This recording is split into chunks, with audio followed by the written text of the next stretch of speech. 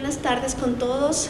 En virtud del tiempo voy a pedir a los doctores Juan Carlos Peñafiel Revelo, doctor Jorge David Uribe Reyes, abogado Carlos Coronel, doctor Juan Francisco Carrasco y al economista Mauricio Pozo para que por favor nos acompañen en este panel y comprometerles desde ya que lo hagamos lo más corto posible debido a la hora y a las actividades que nos esperan más adelante en la tarde.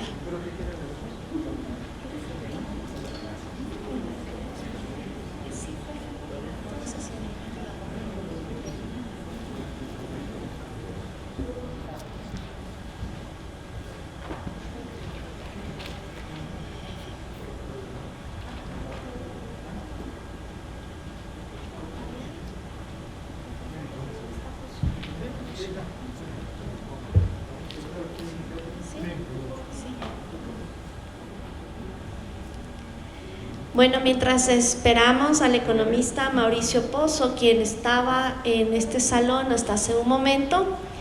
Buenas tardes con todos, mi nombre es Paola Robalino y soy socia de impuestos de una de las firmas legales que se encuentra patrocinando este evento, es IJA GPA, y también soy miembro del directorio del Instituto Ecuatoriano de Derecho Tributario. Tengo el gran honor de moderar este panel, para lo cual voy a brevemente a señalar la trayectoria de estos grandes colegas que se encuentran en esta mesa. Esta es la mesa de cuestiones de orden fiscal y tributario.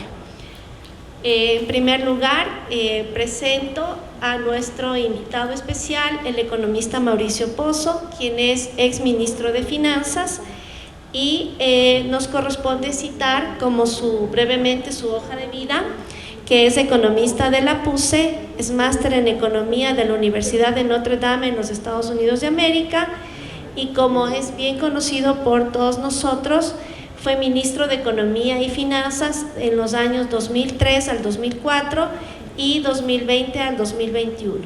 Es ex candidato a la vicepresidencia de la República en el año 2017. Dejo con ustedes y doy la bienvenida al economista Mauricio Pozo. Por favor.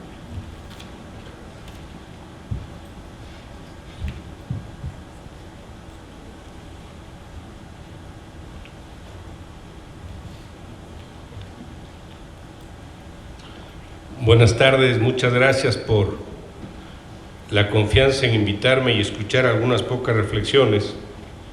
Me siento en absoluta minoría con tanto abogado, me dio hasta miedo entrar, pero aquí estoy.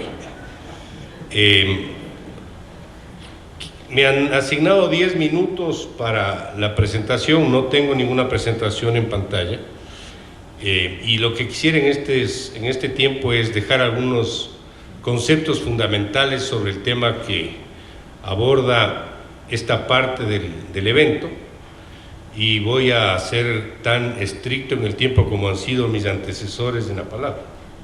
No, sí voy a cumplir con el tiempo asignado.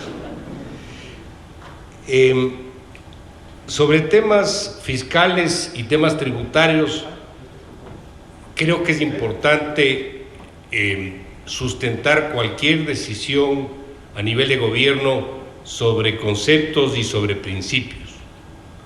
Cuando se establece una reforma tributaria y se busca hacer cambios impositivos de distinta naturaleza, uno tiene que partir del criterio de que los impuestos, cuando estos se fijan, deben preservar al menos dos principios fundamentales. El primero de ellos, que tiene que ver que el impuesto no puede ser exclusivamente con un fin recaudatorio y por lo tanto no puede, en segundo lugar, afectar el nivel de actividad económica.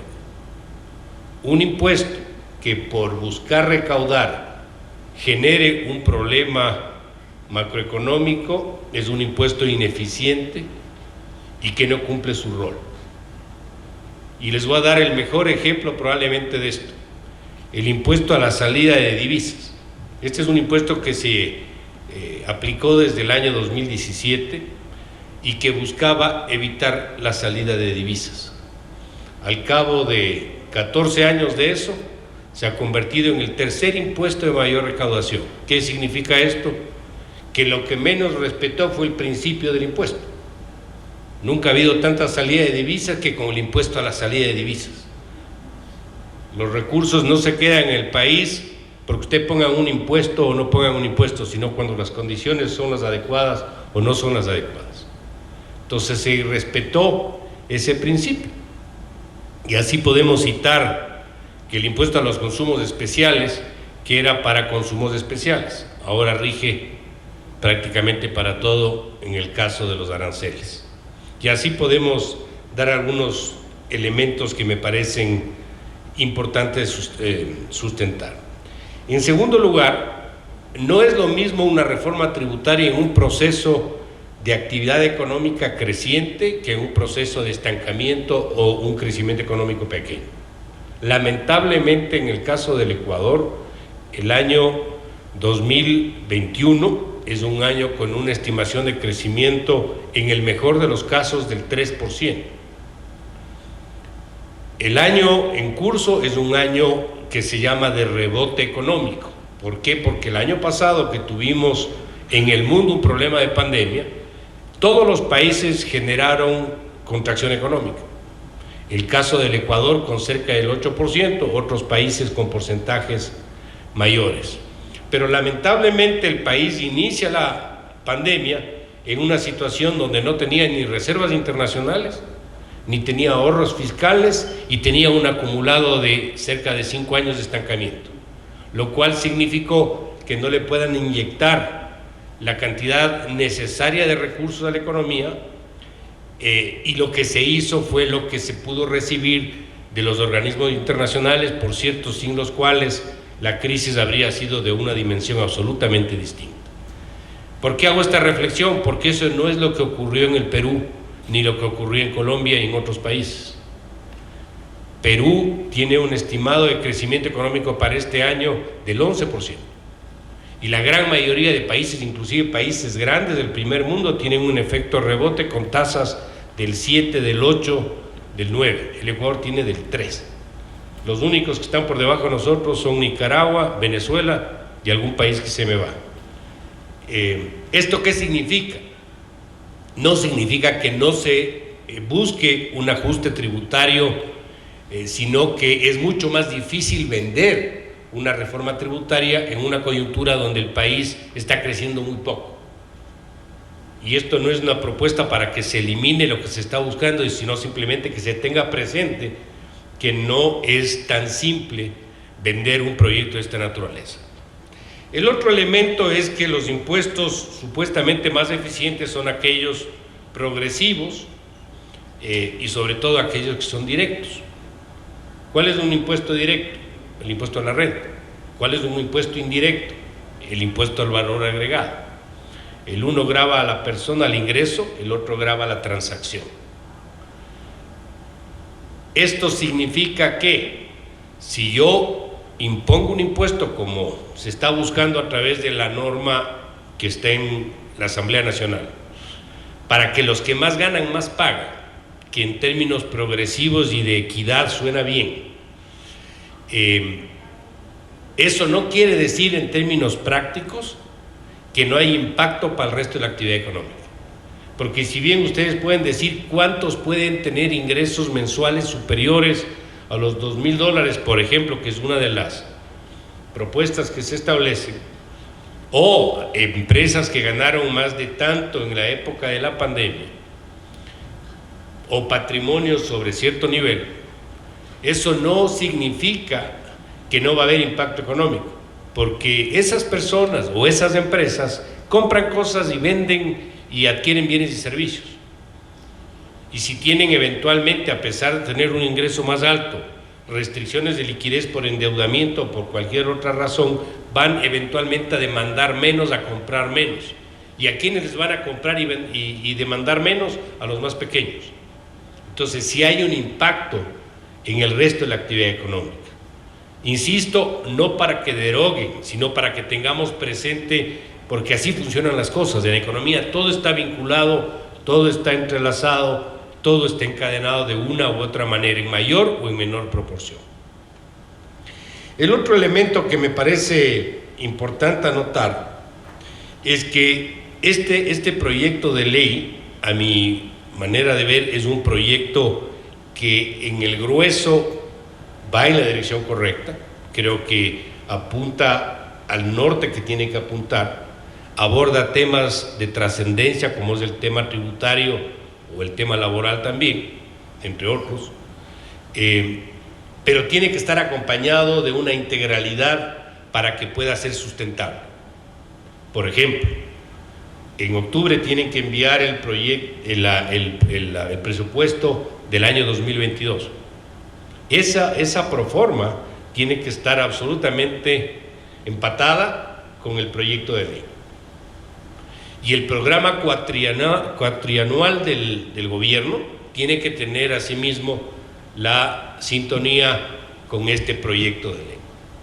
¿Para qué? Para que haya integralidad de los conceptos. ¿Qué le puede dar capacidad de negociación al gobierno? Y ese es un tema que me parece importante recalcar. El que avance en otros anuncios que pueden estarse quedando rezagados. Lo que les cité al principio de estas palabras. El gobierno ha dicho que va a eliminar el impuesto a la salida de divisas. No ha dicho cuándo, pero tiene que irlo haciendo poco a poco, y a mí me parecería que un cronograma tentativo puede darle fuerza, porque ese es un impuesto complicado, yo diría perjudicial y muy poco beneficioso.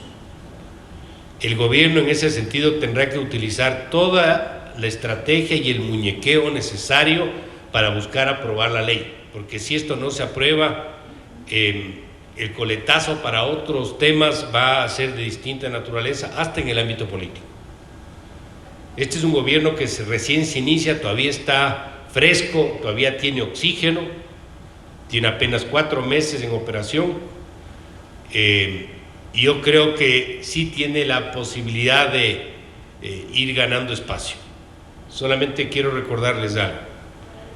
La ley anticorrupción que se aprobó el año anterior, todo el mundo decía, bueno, no todo el mundo, pero una porción importante de la opinión pública decía que no se iba a aprobar, porque no íbamos a alcanzar, que no había los votos, que no había el apoyo. Se terminó aprobando. La ley de defensa de la dolarización, nos rechazaron 2 veces, y los propios compañeros de gabinete me decían, ¿para qué vas a volver a presentar? Te van a archivar la ley y van a tener que esperar 1 año para volver a presentar. El argumento decía, no, yo te voy a hablar aunque sea 1 por 1, pero esto necesita el país y vamos a insistir. Y se logró aprobar la ley. En un gobierno a término de función, sin posibilidad política casi alguna, donde los diputados supuestamente o asambleístas del gobierno votaban en contra del propio gobierno.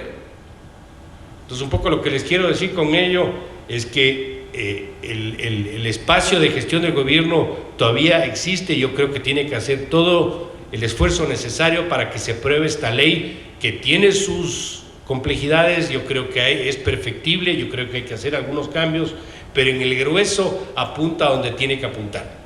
Y en ese sentido creo que todos tenemos la responsabilidad de apoyar a que esto vaya caminando en la línea que tiene que caminar.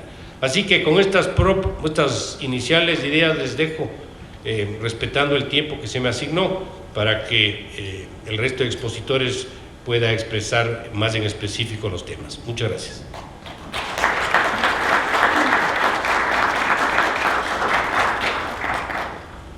Muchas gracias, economista Pozo. Damos el paso ahora al doctor Juan Carlos Peñafiel, quien está en el ejercicio profesional del derecho tributario desde el año 2000, tuvo actividad en el Servicio de Rentas Internas y es socio fundador del estudio jurídico Flor y Hurtado Abogados. Es también profesor universitario. Juan Carlos va a tratar el tema incentivos en la ley de fomento productivo versus proyecto de ley y sus reformas tributarias. Juan Carlos, por favor.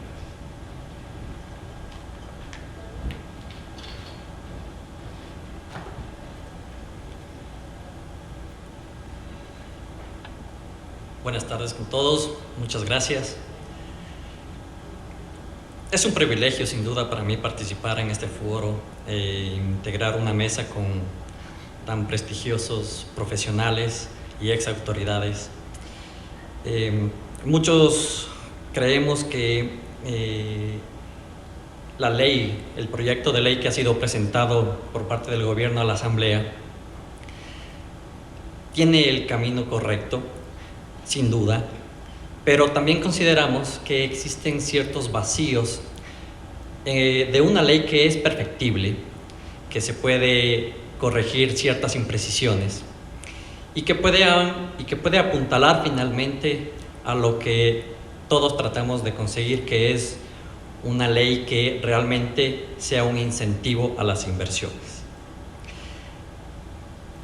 El tema que hemos escogido para participar en este foro tiene relación con los incentivos tributarios, especialmente los establecidos en la Ley de Fomento Productivo, que fue publicado, como ustedes conocen, en el Registro Oficial 309 del 21 de agosto del 2018, versus los incentivos contenidos en el Proyecto de Ley de Oportunidades, Desarrollo Económico y Sostenibilidad Fiscal, que, como hemos manifestado y somos coincidentes especialmente con el economista Pozo, que ha participado ya en esta mesa, es un proyecto de ley que tiene un norte dirigido y que finalmente es productivo para la sociedad en general. Quiero recoger más bien textualmente uno de los considerandos de la Ley de Oportunidades, en los que hace referencia precisamente a lo que necesita la inversión para que ésta sea protegida, para que ésta funcione efectivamente. En uno de los considerandos se establece: los inversionistas, sean nacionales o extranjeros, buscan seguridad y estabilidad en el lugar y sector en el que desean invertir su capital. Es un enunciado absolutamente verdadero, pero este mismo enunciado debe aterrizar lo suficiente en las normas legales para que se traduzca en una práctica concreta de protección a las inversiones. De acuerdo con el cuadro que está expuesto en pantalla, ustedes van a encontrar que la Ley de Fomento Productivo se establecen varios incentivos. En el cuadro vamos a encontrar un resumen de todos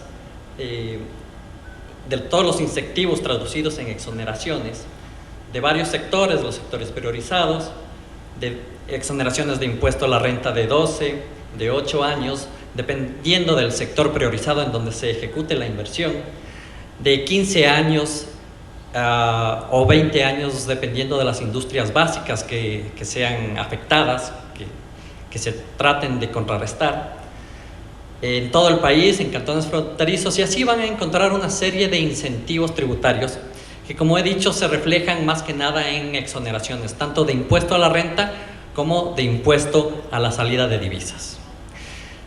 Esta Ley de Fomento Productivo evidentemente tiene varias premisas importantes que hay que comentar. La primera es que la Ley de Fomento Productivo incluyó exoneraciones, como hemos visto, tanto para el impuesto a la renta como para el ISR. Un aspecto muy importante y que con la nueva ley, con el proyecto de ley, se ve afectado, es que la Ley de Fomento Productivo incorporaba a sociedades nuevas y sociedades existentes para que realicen inversiones nuevas y productivas. Vamos a ver más adelante cómo se modifica este derecho o esta planificación o esta proyección que puedan haber tenido las sociedades existentes que hayan generado o que hayan planificado inversiones nuevas y productivas. Bajo la Ley de Fomento Productivo, todavía siguen corriendo plazos para que se puedan ejecutar inversiones y acogerse a los incentivos de esta ley. Recordemos que en la Ley de Fomento Productivo, y ya lo vamos a topar también más adelante, existe la posibilidad de ejecutar las inversiones hasta agosto del año 2022 con la última extensión que se realizó normativamente. Esto significa que existen inversiones que puedan haberse ejecutado, puedan haberse pensado, pueden haberse planificado, programado por sociedades existentes, inversiones nuevas y productivas que podrían ejecutarse hasta agosto del 2022. Sin embargo, con el proyecto de ley se podría modificar y excluirse de este derecho, de esta planificación, a aquellas sociedades que tenían pensado ejecutar estas inversiones, estableciendo claramente que esas sociedades tenían el derecho inclusive cuando ya existían. Un aspecto también importante dentro de la Ley de Fomento Productivo pues son precisamente los contratos de inversión, que, como ustedes conocen, para generar un contrato de inversión y este pueda obtener una cláusula de estabilidad jurídica se necesita invertir más de 100 millones de dólares. Y en materia de exoneraciones de incentivos en la Ley de Fomento Productivo se establece que con la firma del contrato de inversión se puede obtener esta estabilidad jurídica tanto para las exoneraciones del impuesto a la renta como para las del ISD.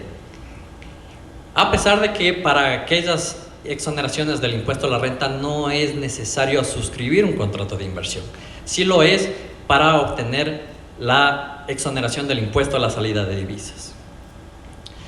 Pero con todas estas premisas,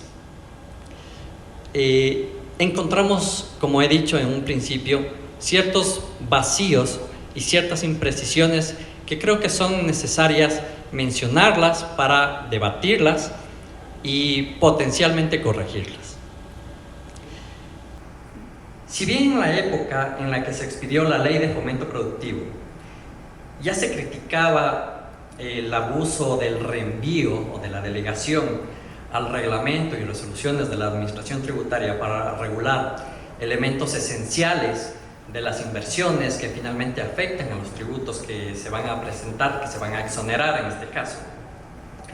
Ahora, con la Ley de Oportunidades, esta crítica se torna más aguda y es idónea, definitivamente, porque cuando encontramos que existe una delegación para casi todo lo que significa condiciones, requisitos, características de las inversiones, y esas delegaciones están dirigidas a que con un reglamento se establezcan cuándo las inversiones van a poder acogerse a las inversiones, a los incentivos, nos encontramos frente a un caso de incertidumbre jurídica. En el proyecto de ley, ustedes podrán verificar que la administración tributaria, el gobierno en general, tiene posibilidades de expedir este reglamento hasta en 6 meses.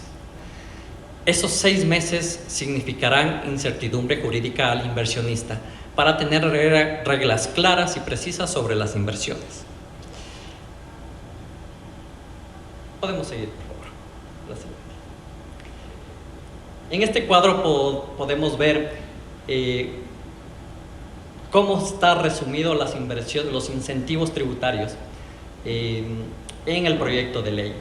Y vemos que si bien en la Ley de Oportunidades se crean incentivos, la mayoría parecidos a la Ley de Fomento Productivo, y hasta se podría decir que en plazos incluso están mejorados. Recordemos que antes los incentivos tributarios se dirigían a exonerar el impuesto a la renta, por ejemplo, de 8 a 12 años. En el proyecto de ley se extiende a 15 años. Sin embargo, las condiciones y requisitos, como he dicho, para acceder a este beneficio se delegan a un reglamento, lo que podría generar una problemática de seguridad jurídica hacia el inversionista. Como les había comentado, hay un cambio sustancial en la ley, en el proyecto de ley de oportunidades, y es que desaparece el incentivo para sociedades existentes, pues con el proyecto los incentivos aplican solo para nuevas sociedades, es decir, aquella sociedad que se constituye después de la vigencia de la ley. caben ahí varias interrogantes. ¿Qué pasará con los inversionistas que, teniendo sociedades ya existentes, planificaron sus observaciones con base en la Ley de Fomento Productivo? Recordemos que en la Ley de Fomento Productivo existe la posibilidad de ejecutar inversiones hasta agosto del año 2022. ¿Qué pasará con ellos? Desde mi punto de vista, una solución a esa incertidumbre puede generarse con una disposición transitoria en donde se pueda establecer los derechos que ya son reconocidos al momento de presentar formalmente su intención de invertir sobre la base de la Ley de Fomento Productivo. Las inversiones, los inversionistas que han dedicado meses, y esta es otra problemática, que han dedicado meses y que actualmente se encuentran en trámite de aprobación de un contrato de inversión, también surge la interrogante de qué pasará con ellos. ¿Acaso el Estado tomará la decisión de detener la suscripción de los contratos de inversión hasta definir la suerte de este proyecto de ley? Recordemos que bajo la normativa vigente, los contratos de inversión otorgan estabilidad, como hemos dicho, no solo sobre el ISD, sino sobre todos los incentivos. Y más allá que para acogerse al incentivo de la exoneración, por ejemplo, del impuesto a la renta de 8 a 12 años, que aún no se requería la firma del contrato de inversión, muchos inversionistas optaron por obtener un contrato de inversión, optaron por manejar financieramente sus inversiones para que superen los $100 millones. Y se debe uno preguntar con este proyecto de ley, ¿qué pasará cuando la ley cambie y modifique y no se haya logrado aún firmar el contrato de inversión? ¿Qué sucederá con esas inversiones que están en trámite, que están en camino? Sin duda, este es un aspecto que no ha sido tomado en cuenta en el proyecto de ley de inversión, en el proyecto de ley de oportunidades, y que pueden ser aclaradas a través de disposiciones transitorias. Vemos entonces que por lo menos en estos aspectos enunciados, los principios de reserva de ley ante el eventual abuso excesivo del reenvío de la delegación hacia reglamentos y resoluciones y de seguridad jurídica están comprometidos con inversionistas que apostaron en épocas difíciles y que, como he dicho, se encuentran en trámite de, por ejemplo, contrato de la suscripción de contratos de inversión y que ahora se podrían encontrar con la incertidumbre de saber cuáles son las condiciones y requisitos que el gobierno central impondrá para poder acogerse a los incentivos tributarios de exoneración de impuesto a la renta y de exoneración o reducción del impuesto a la salida de divisas. Las reformas, finalmente, deberían haberse expresado en concordancia con los incentivos que actualmente existen, mas no modificarlos sin más a los 3 años, porque ese es un reflejo de la inseguridad jurídica que regularmente han mantenido los inversionistas a lo largo de la historia. Más aún cuando todavía siguen corriendo los plazos de los incentivos contenidos en leyes anteriores. Finalmente, para concluir, insisto en que me parece necesario precisar y corregir los errores que se han podido detectar, especialmente respecto de aquellas inversiones que están en camino, que están en trámite, que han sido planificadas. Recordemos que hasta agosto del 2022 se podían ejecutar estas inversiones. Y sin embargo, se pueden encontrar o están en el abismo, en un vacío jurídico del que es muy probable que desincentive la inversión de una forma en la que va a perjudicar ciertamente tanto al gobierno como a la sociedad en general. Muchas gracias.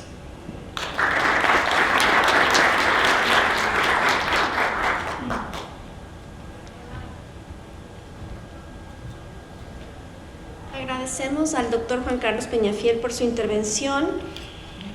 Solo para recordarles también que esta ley, el proyecto de ley orgánica de creación de oportunidades, desarrollo económico y sostenibilidad fiscal, fue presentado como un proyecto económico urgente ante la Asamblea Nacional el 24 de septiembre anterior y deberá ser aprobado o rechazado en el plazo de 30 días por la Asamblea Nacional.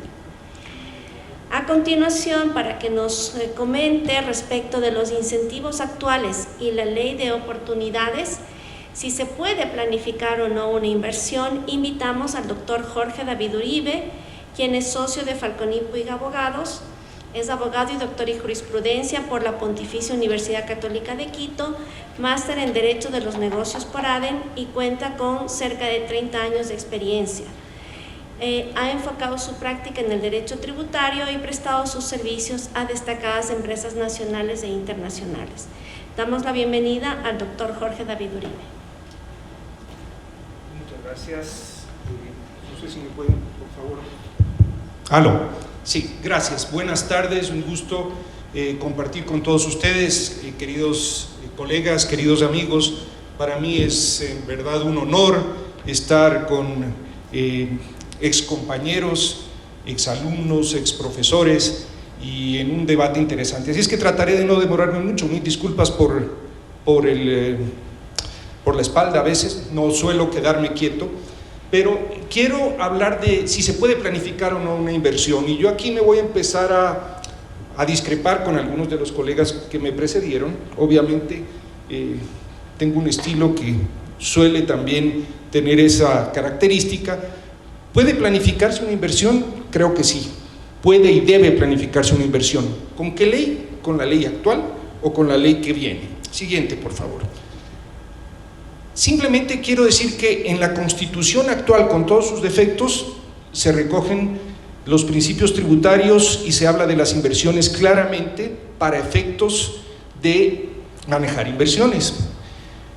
El mencionado artículo 82, que habla de seguridad jurídica, es un artículo que efectivamente no solo por estar enunciado, sino que tiene necesariamente que ser aplicado, y es lo que pretende esta norma, lo que estamos viendo en las reformas, en lo que se pretende hacer con el proyecto de reformas. Siguiente, por favor. Yo quiero simplemente señalar, actualmente, no voy a entrar en una cátedra de derecho tributario, pero actualmente tenemos exenciones importantísimas que pueden ser utilizadas por la inversión. Tenemos temas de titularización inmobiliaria, en donde el tema inmobiliario, bolsa de valores, genera importantísimos recursos. Obviamente tenemos convenios de doble tributación, de los cuales se han suscrito algunos posiblemente para doble tributación de camellos, pero en general tenemos bastantes convenios de doble tributación. Tenemos exoneraciones para rendimientos por depósitos a plazo fijo.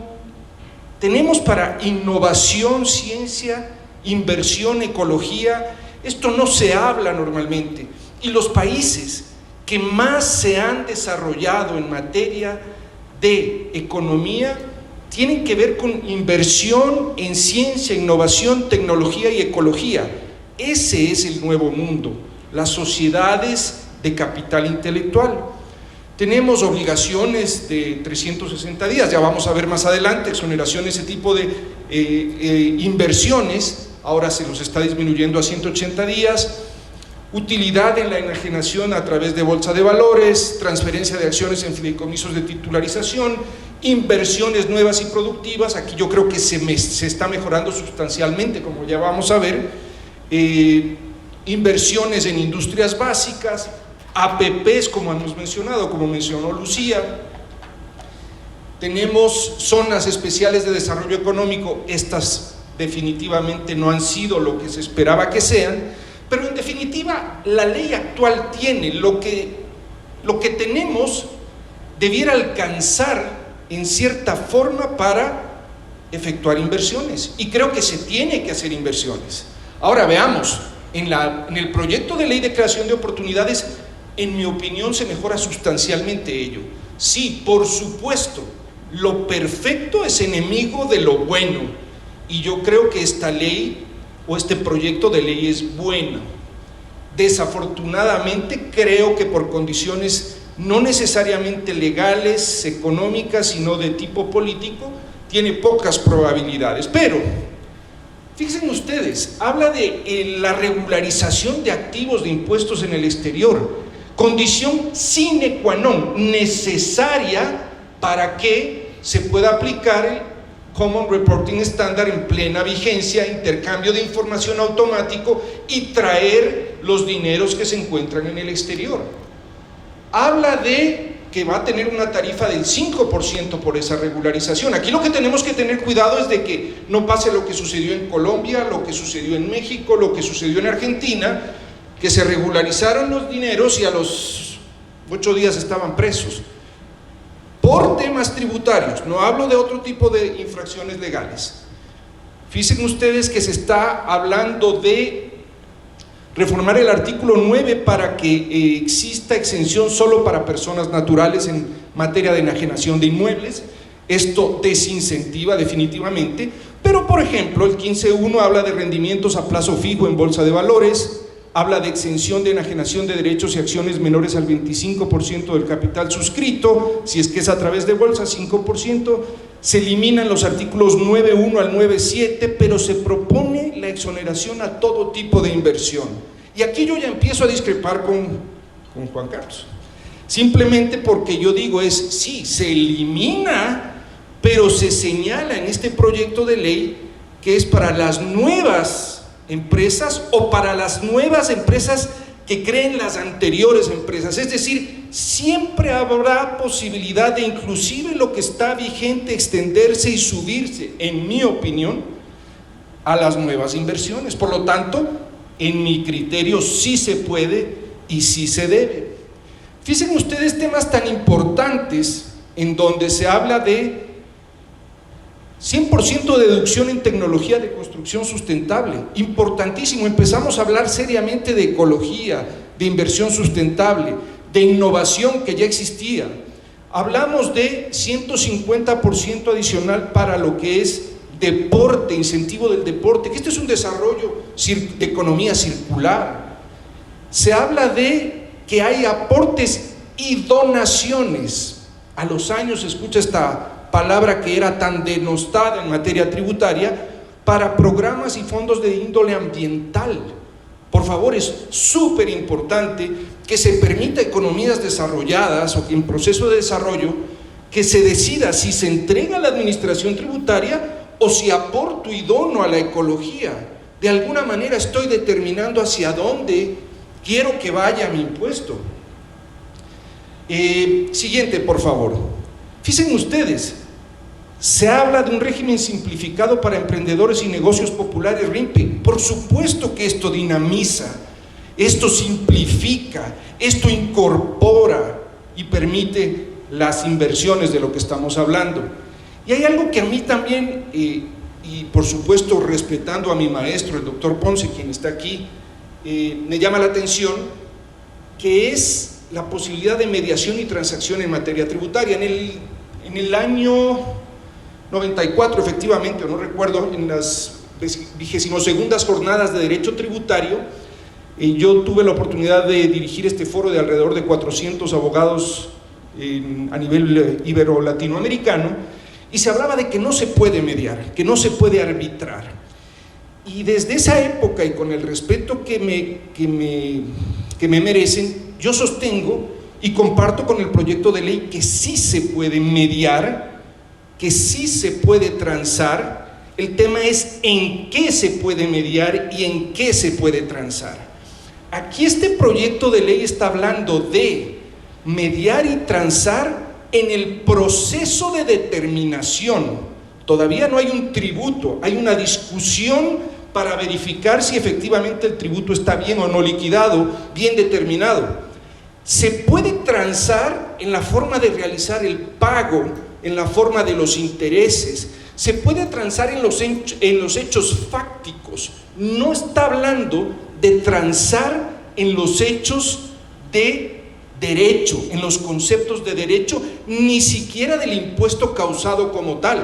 Si el impuesto ya está controvertido, causado como tal, efectivamente está determinado, pues ya no cabe hablar de un hecho fáctico, sino que hay otras vías y otros caminos. Por lo tanto, creo que hay mucho que decir, pero creo que existe una gran posibilidad en materia de mediación tributaria, que es algo que se ha reclamado y exigido como necesidad para la inversión internacional y la inversión nacional.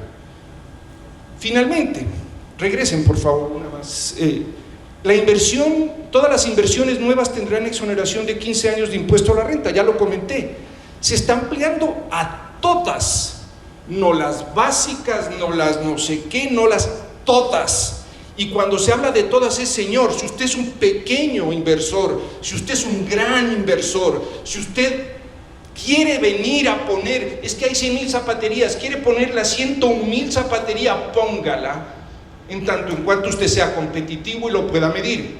Y sigo discutiendo de los temas. Creo que no está haciendo una delegación expresa a la ley en muchas cosas.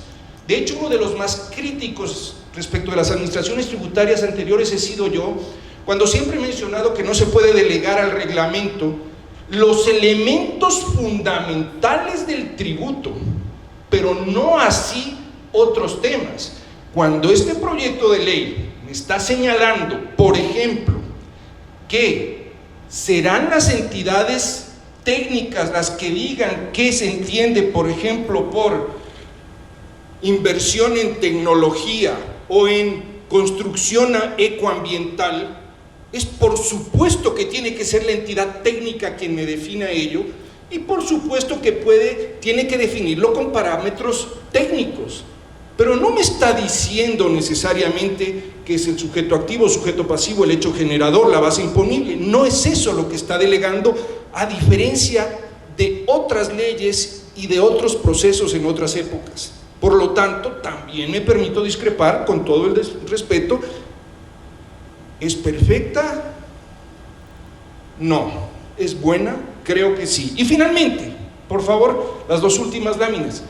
Yo le ruego, la inversión en el país, y esto va más, no necesariamente los abogados somos muy adictos a esto, pero la planificación de una inversión con o sin reforma es un proceso que se tiene que hacer, se tiene que dar, y si queremos, no está la solución en la ley, está la solución en la seguridad jurídica de cómo voy a aplicar la ley, sí, pero tengo que partir de un proceso tributariamente hablando para mi inversionista, de una visión estratégica, de unas oportunidades, amenazas, fortalezas y debilidades en el entorno macro y en la compañía, y partiendo de ese análisis yo puedo hacer una planificación para hacer una inversión con o sin la reforma que está. Siguiente, por favor. Tiene que pasar por una toma de decisión, un análisis de la empresa, un análisis de la ley. ¿Cuál es el objetivo? ¿En qué quiero invertir? ¿De qué me quiero beneficiar? ¿Cuál va a ser mi estrategia? ¿Cuál va a ser mis números?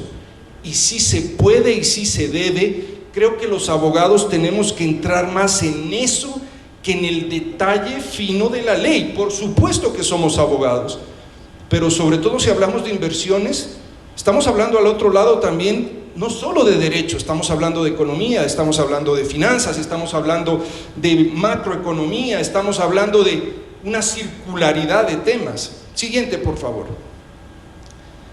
¿Qué pasa si es que no pasa esta ley, como me temo desafortunadamente que no pase, lo cual me apenaría mucho porque creo que lo posible es posible y es buena? Bueno, básicamente que se apruebe el proyecto sin discusión, lo veo muy poco probable. No creo que la Asamblea vaya a dejar pasar el proyecto sin discusión. Se apruebe con discusión, tampoco creo que existen los votos, desafortunadamente. Esperemos que se sensibilicen las bancadas, o que no se apruebe, lo cual es gravísimo, porque o entramos a consulta popular o peor, a una especie de muerte cruzada en donde podría tener consecuencias graves. Solamente quiero terminar diciendo que ante la eventualidad de que no tengamos esta nueva ley, que creo que verdaderamente es muy buena, sí se puede hacer planificación e inversión en el Ecuador, y el mensaje es: depende mucho no de la ley escrita, sino de la aplicación legal de dicha ley. Creo que tenemos grandes cuerpos legales en términos generales con muchos errores, pero va a depender mucho de la voluntad, de la seguridad que demos a esos inversores. Y con las leyes que tenemos en este momento no son perfectas, muy perfectibles se pueden hacer, y si este proyecto con todos sus defectos se lo afina, se lo discute, se lo procesa, tiene temas innovadores importantes, que es lo que necesitamos. Así es que simplemente dejo esas reflexiones para todos ustedes, para mis contertulios, y les digo, aportemos, tratemos de mejorarla, y si no, pues avancemos con lo que tenemos. Gracias, buenas tardes. Muchas gracias al doctor Uribe, y debo agradecer a todos los panelistas por hacer un uso preciso del tiempo en virtud de la hora que tenemos en este momento. A continuación, invito al abogado Carlos Coronel Endara, quien es socio fundador de la División de Impuestos del Lex Valor Abogados, dirige el área de Derecho Tributario de la firma Lex Valor y es máster en Tributación Internacional de la Universidad de La Rioja en España. Tiene otras especialidades y diplomados en materia tributaria, y desarrolla su práctica en fiscalidad nacional e internacional. Lo invito entonces a discutir, como los anteriores panelistas, los puntos tan interesantes que nos trae este proyecto de ley. Por favor. Gracias, Paola. Buenas tardes con todos. Seré lo más breve posible para no quitarles el momento del almuerzo. Un gusto poder compartir este panel con todos estos prestigiosos profesionales. Mauricio también tiene una parte de abogado. Siempre le ha gustado un poco las leyes, Mauricio. Y bueno, no voy a ser repetitivo con lo que ya ha dicho David, toda vez que mi tema tiene relación también con la reforma tributaria, a la que he tenido el gusto de vivirle de cerca, porque he tenido la oportunidad de participar en la redacción de la norma. Y más bien quisiera contarles un poco los pormenores de por qué se han tomado las decisiones, y obviamente, como todos han dicho, es perfectible, sin duda. Habrá aspectos que habrá que discutirse a profundidad, pero ya se tocaban aquí dos temas, a mi forma de ver, fundamentales, los que dijo Mauricio en un inicio: los principios tributarios, y esta norma creo que definitivamente lo que está buscando es dar un fuerte respaldo a la progresividad tributaria, a la capacidad contributiva. Sí, muchos dirán, ese respaldo ya se ha dado y ese esfuerzo ya se ha pedido en algunas ocasiones a los mismos contribuyentes, a la clase media alta, a los empresarios. Y pues sí, es la realidad, pero creo que para poder entender el contexto de la norma en cómo ha sido redactada, que también me ha dado gusto escucharle a David el positivismo y escuchar que es una norma buena, perfectible, como dije en un inicio, que sin embargo pues trae aspectos sin duda novedosos que muchos de ellos pues podemos compartirlos y podemos discutirlos desde la técnica tributaria en profundidad, que a la larga no es la intención de este seminario. Creo que es importantísimo entender el contexto del país. Ya Mauricio nos dio un poco de cifras, pero sin duda es importante entender en dónde estamos en materia tributaria. Y para que ustedes tengan una idea de por qué se da tanta fuerza a la progresividad tributaria en esta norma, yo quiero compartirles unas pocas cifras que son importantes conocerlas. El 70% de la población no tiene más allá de $4.800 de ingresos anuales, alrededor de $400 al mes, y un 25% restante tiene un ingreso aproximado de $600 y entre $800. Es apenas un 5% de la población que tiene una posición económica mejor o relevante en cuanto a lo que es la realidad de nuestro país. Y es por eso que ustedes habrán escuchado discutir muchísimo respecto de las contribuciones a las personas, a las sociedades, respecto de las modificaciones a las tablas del impuesto a la renta, que a la larga lo que se está buscando es no afectar a la clase media y a la clase media baja. 7.000 millones de de déficit, deuda de 63.000 millones aproximadamente. En el 2020 se estima que las personas de menor recurso tuvieron un 35% de reducción en sus ingresos y las personas de mayores recursos apenas un 7% en la reducción de sus ingresos. Estas cifras creo que es importante que ustedes las conozcan porque definitivamente nos lleva a entender el contexto de la norma y de la redacción de la misma que ojalá pueda ser discutida a profundidad por la Asamblea, ojalá pase ya ese informe del CAL, que tanto se habla del principio de unidad de materia que hay en la Constitución y que ojalá se la apruebe con todas las perfecciones o las correcciones que deban hacerse. 4 ejes son relevantes y pues tal vez no estoy siguiendo la presentación, pero 4 ejes son relevantes en esta norma que yo quisiera resumirlas. La primera, la simplicidad tributaria. Y ustedes ya le escucharon a David, se ingresa o se promueve un régimen de emprendedores, un famoso RIMPE, y en donde se mezcla un poco los conceptos de los regímenes simplificados. Yo siempre he sido un defensor de los regímenes simplificados, pues ayudan a generar cultura tributaria. Sin embargo, si hacemos un análisis del RICE que se creó en el año 2008 con la ley de equidad tributaria, y hacemos un análisis de la recaudación de ese régimen simplificado, pues definitivamente no ha sido efectivo y lo que más se ha podido avisorar es que hay una altísima perjuicio en el pago del impuesto al valor agregado.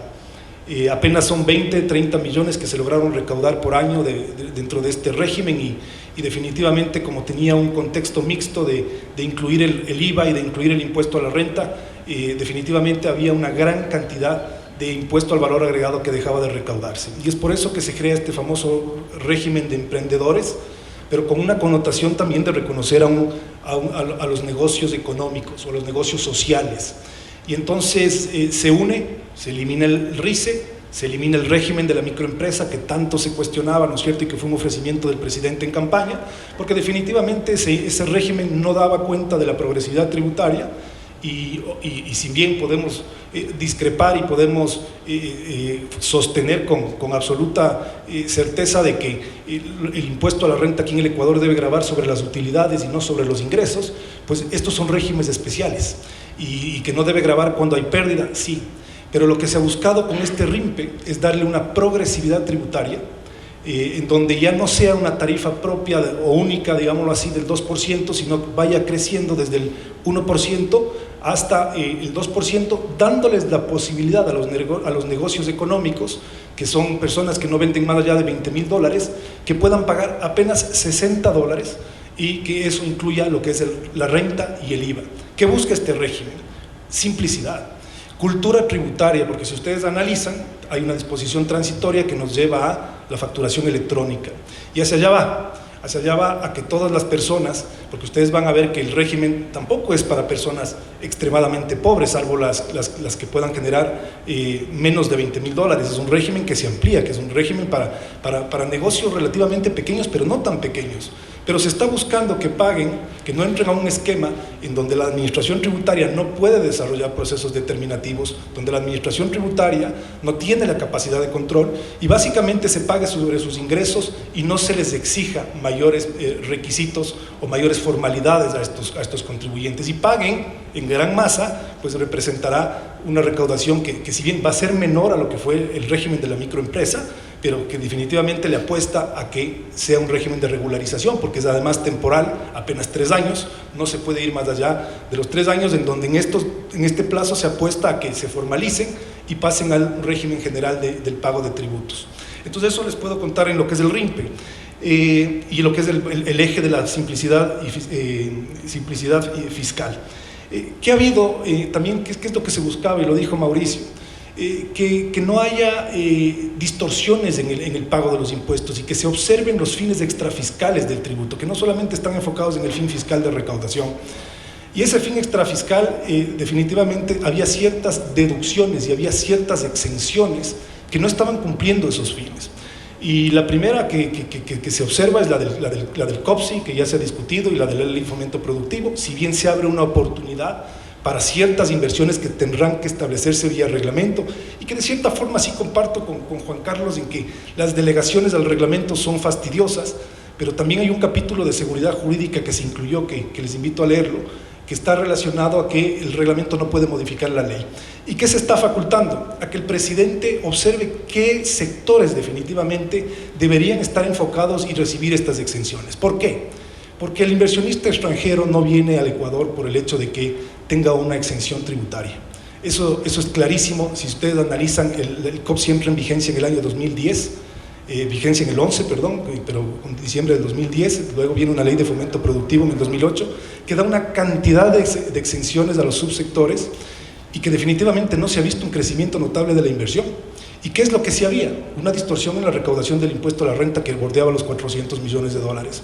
Entonces definitivamente se corrigen esas distorsiones y además, que es un tema importante, hablando de los fines extrafiscales, no estaba llegando el beneficio a las personas que definitivamente debía llegarles. Y estaba llegando a contribuyentes que tenían capacidad de pago y que, si bien es interesante dar un incentivo a la inversión, como ya lo decía David, yo personalmente creo que esos incentivos de 8, 10, 12, 20 años son en exceso largos y que definitivamente lo que estaban generando es una distorsión en la recaudación tributaria. Eso se corrige en el primer eje. Hay un segundo eje, que es lo que les mencionaba de la progresividad tributaria, y ustedes habrán visto un poco la discusión respecto de la eliminación de los gastos personales y del crecimiento en los cuartiles o en los rangos de la tabla progresiva del impuesto a la renta. Esa es una apuesta importante, porque la tabla definitivamente empieza a generar progresividad.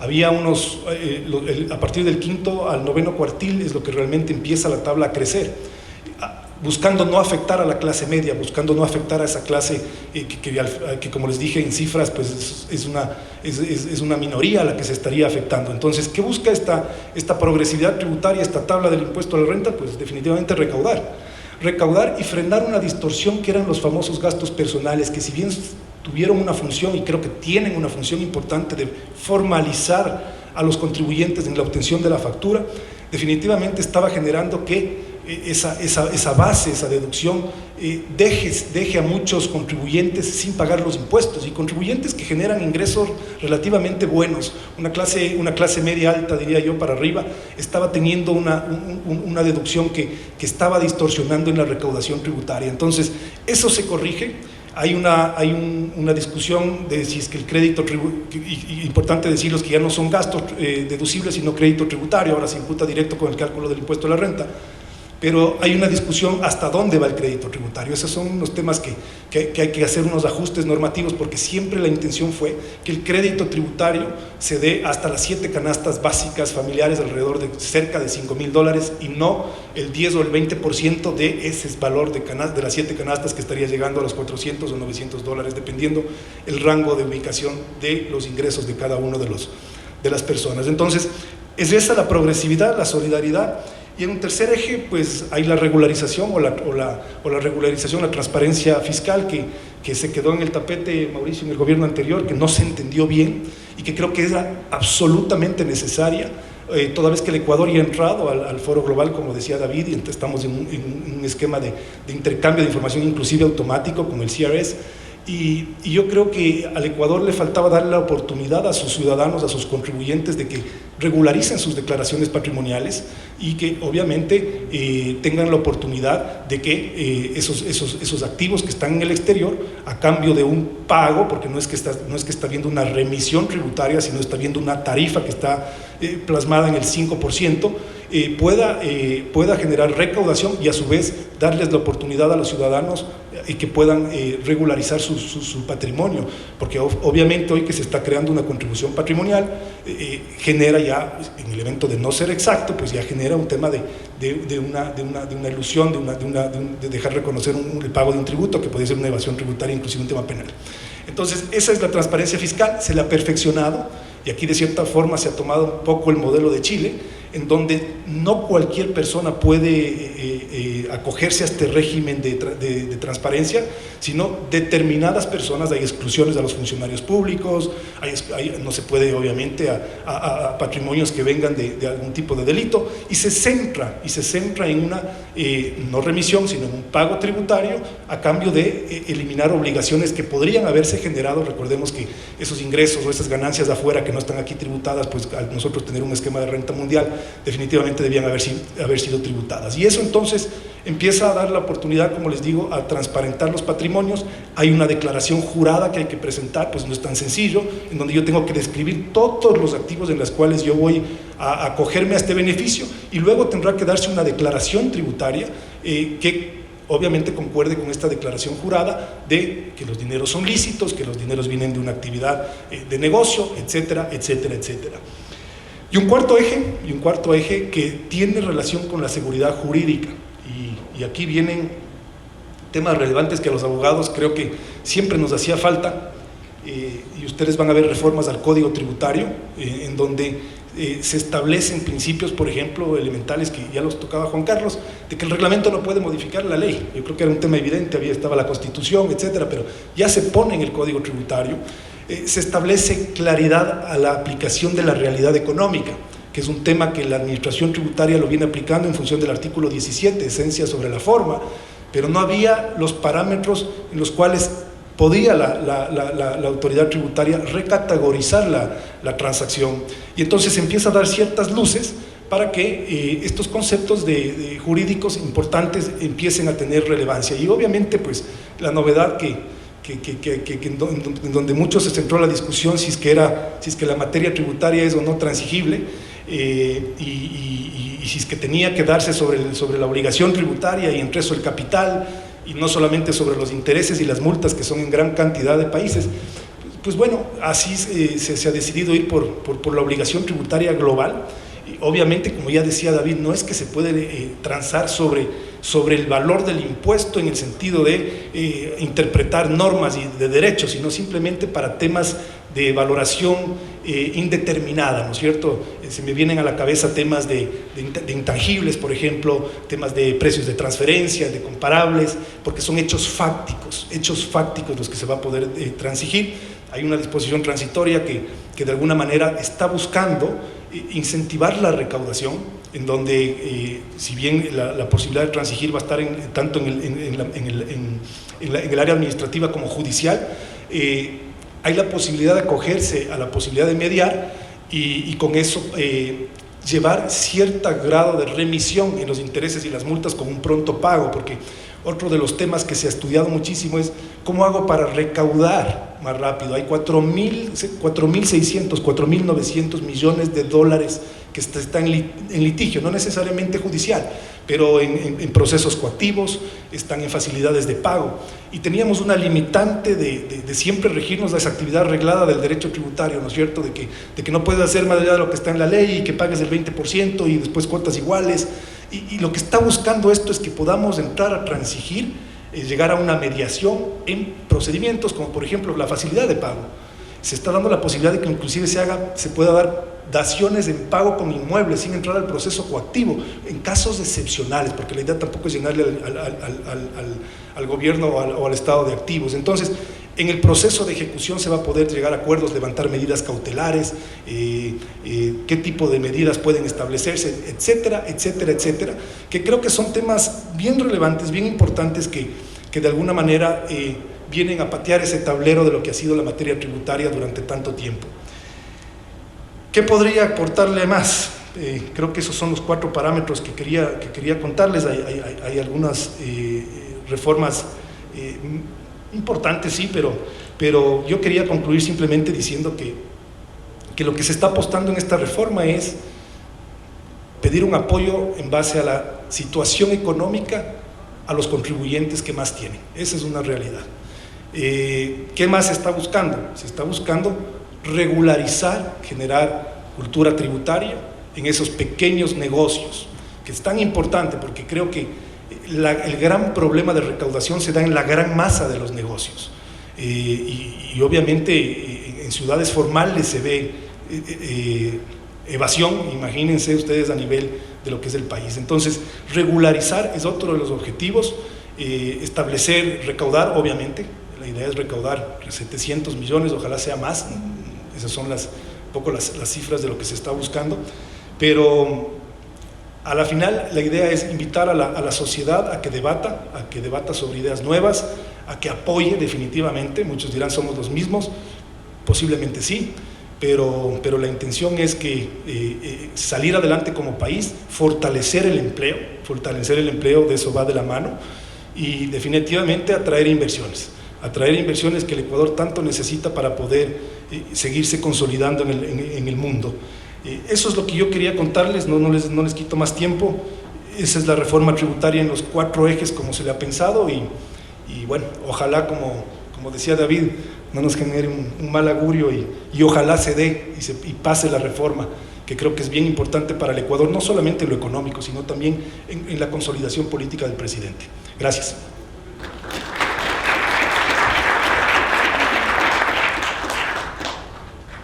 Muchas gracias. Ahora sí tuve que pedir ayuda con el micrófono. Muchas gracias al abogado Carlos Coronel. Damos la bienvenida como último ponente, aunque no menos importante, al doctor Juan Francisco Carrasco, quien nos va a conversar respecto de la reforma con énfasis en los gastos tributarios. Juan Francisco se especializa en servicios legales de asesoría tributaria a empresas nacionales y extranjeras como parte de la firma Pérez, Bustamante y Ponce.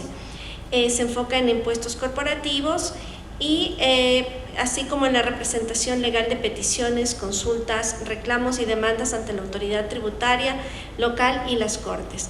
Damos la bienvenida entonces a Juan Francisco.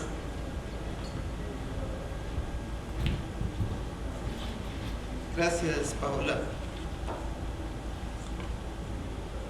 A esta hora entiendo que muchos están pensando más en el almuerzo que en los temas tributarios, así que voy a intentar ser breve y cumplir con el tiempo que me concedieron. Voy a hablar sobre la reforma tributaria, pero antes voy a referirme a ciertos antecedentes a manera de introducción.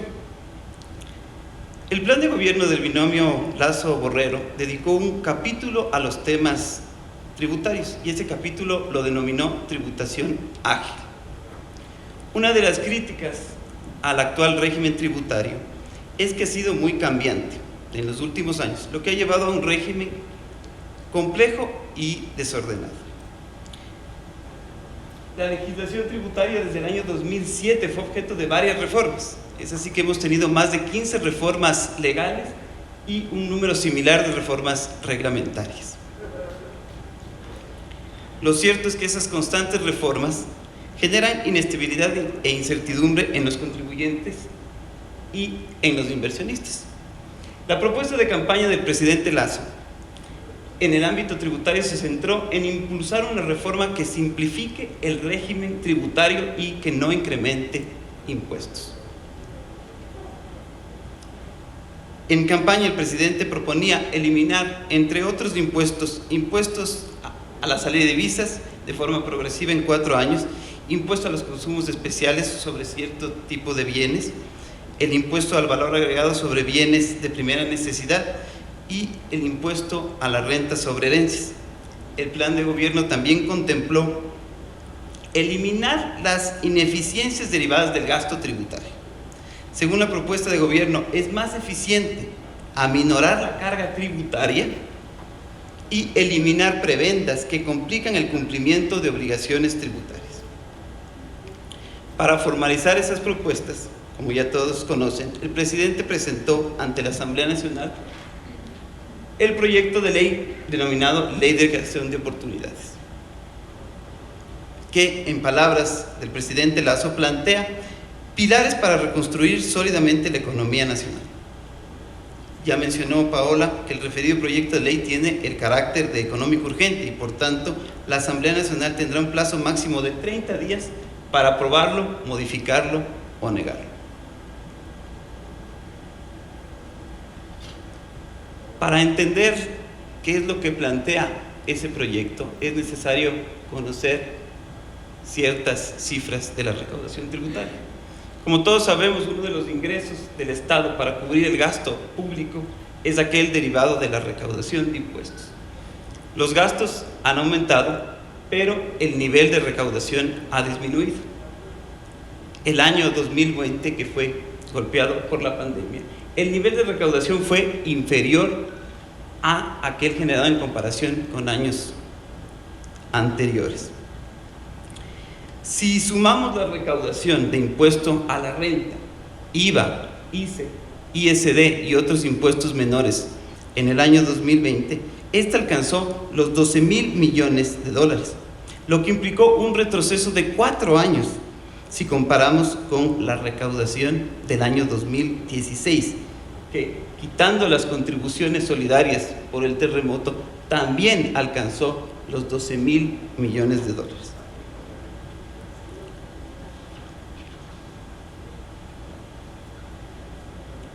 La deuda pública, como mencionó el presidente en su último mensaje, alcanza los 63.000 millones, que equivalen al 63% de la economía ecuatoriana. Existe un déficit fiscal de 7.000 millones. Esa brecha será en parte cubierta con la reforma tributaria. Según información del Ministerio de Economía, con la reforma tributaria se recaudarán más de 1.500 millones de dólares en los 2 primeros años. Uno de los elementos que va a contribuir a esa recaudación será la optimización de los gastos tributarios.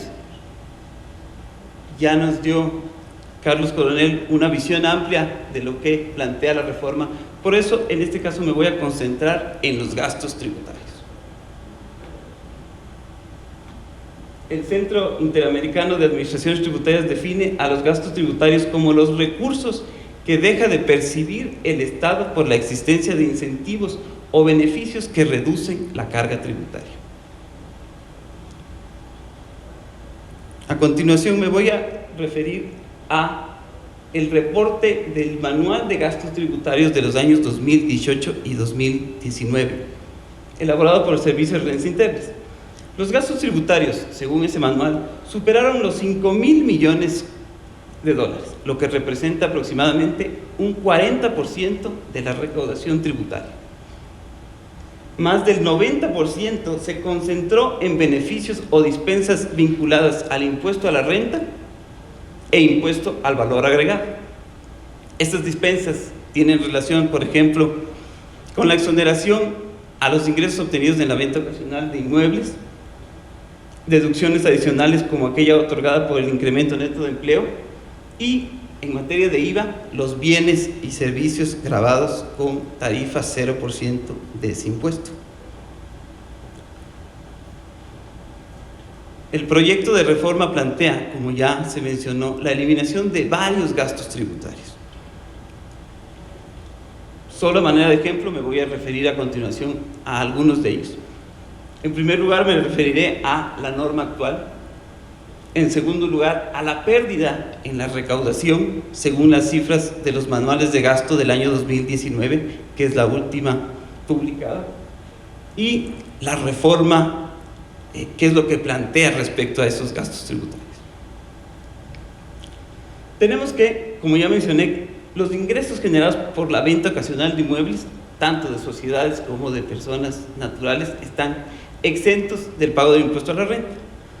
La pérdida de recaudación por la aplicación de este beneficio, solamente en el caso de sociedades, ascendió a 25.4 millones, como mencioné, esto en el año 2019. Con la reforma se pretende que esta exoneración aplique únicamente para personas naturales en la venta de inmuebles para vivienda y terreno.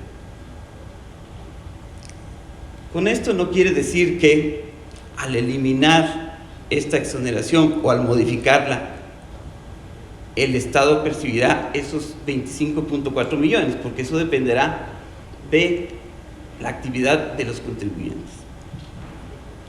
Tenemos también que los ingresos provenientes de los rendimientos de deuda pública están actualmente exonerados. Eso implica una disminución de los ingresos del Estado en 4.1 millones. ¿Qué pretende la reforma? Eliminar esta exoneración. Ya se habló de las inversiones nuevas realizadas por sociedades constituidas a partir de la vigencia del COFSI y de las inversiones nuevas fuera de Quito o Guayaquil y en sectores económicos prioritarios. En esos dos casos tenemos una exoneración del impuesto a la renta. que en el año 2009 implicó que el Estado ecuatoriano deje de percibir 92.5 millones respecto de la primera exoneración y 89.5 millones respecto de la segunda.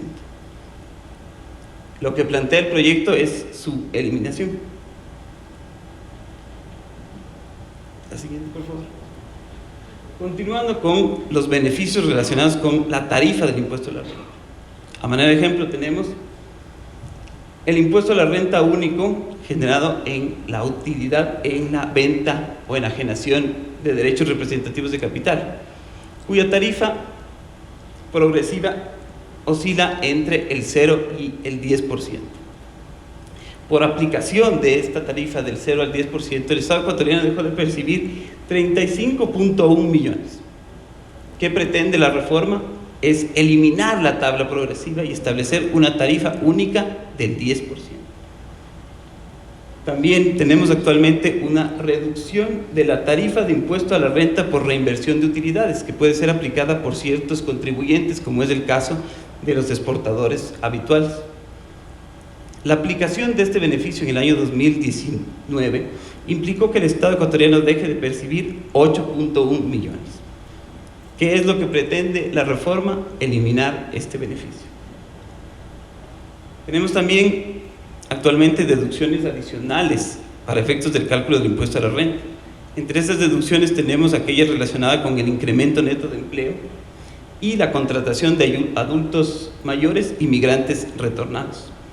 Esos dos beneficios en el año 2019 implicaron una pérdida en la recaudación de $18.7 millones y $300.000. Y lo que pretende la reforma es eliminar esas deducciones adicionales. Pero la reforma, como hemos visto, no solo eliminaría ciertos gastos tributarios, ciertas dispensas, ciertas exenciones, sino también crearía otras. En el caso del impuesto a la renta, ya se mencionó, se establece o se contempla una exoneración de ese impuesto hasta por 15 años para el desarrollo de inversiones nuevas. También se exonera del impuesto a la renta a los hijos o cónyuges. En el caso del IVA, ciertos bienes o servicios con la reforma de ser aprobada estarían gravados con 0% del IVA. Uno de ellos tiene relación con la posibilidad del presidente de la República de reducir la tarifa del 12% hasta en un cuarto de la misma, por un máximo de 4 ocasiones anuales durante los feriados. También se contempla la tarifa del 0% del IVA a bienes de aseo personal, tales como alcohol, gel antibacterial, y otro ejemplo es la importación de combustibles derivados de hidrocarburos, biocombustibles y gas natural, que también, si la reforma es aprobada, gravarían tarifa 0% del IVA. Finalmente tenemos que la tarifa establece 0% del IVA al servicio de alojamiento turístico a extranjeros. Según cifras también del Ministerio de Economía y Finanzas, la reforma tributaria tendría el siguiente impacto proyectado en materia de gastos tributarios. En lo que se refiere al impuesto a la renta, la eliminación de deducciones y exenciones varias implicaría que en el año 2022 el Estado perciba $70 millones, en el 2023 250 millones y en el 2024 en adelante 257 millones. En el caso del IVA, los ajustes implicarían que el Estado perciba en el 2022 31 millones, en el 2023 38 y en el 24 34. Sin embargo, en este caso en particular del IVA, los bienes, ¿puede por favor regresar al anterior? Aquellos bienes gravados con tarifa cero implicarían una recaudación menor. Para terminar, tengo ciertas reflexiones respecto a los gastos tributarios. Los gastos tributarios, como vemos, juegan un importante papel en la política pública, estimulando el consumo de ciertos bienes e incentivando la inversión. Pero también pueden implicar una reducción importante de los ingresos fiscales, que en concepto debería compensarse con los beneficios que esos incentivos generan. El proyecto de ley reduce y en otros casos elimina una serie de beneficios, exenciones y dispensas, lo que le permite al gobierno, o le permitiría si el proyecto de ley es aprobado, incrementar la recaudación tributaria sin necesidad de incrementar los impuestos ya existentes. La creación y eliminación de los gastos tributarios implica un profundo análisis de su costo y beneficio. Al eliminar gastos tributarios, debemos entender que los beneficios que esos gastos generaban eran menores que su costo, mientras que al crearlos debemos entender que su costo será menor a los beneficios que estos traerán para la economía en general. El proyecto de ley contempla importantes y variadas reformas que abrirán un debate en todos los puntos. Parte de ese debate constituirá el que hemos visto hoy, que es los gastos tributarios. Muchas gracias.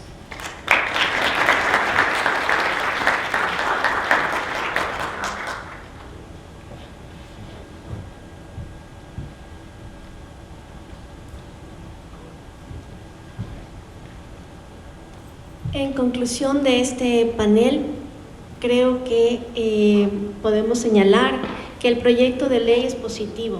No es perfecto, es perfectible, como lo han mencionado aquí, pero es bueno. Entonces, desde ya les invito a todos los presentes que lo impulsemos y lo apoyemos para su aprobación. Creo que a todos nos conviene el tener un régimen tributario más simplificado, más sencillo, que pueda ser manejado y que involucre también normas claras y transparentes.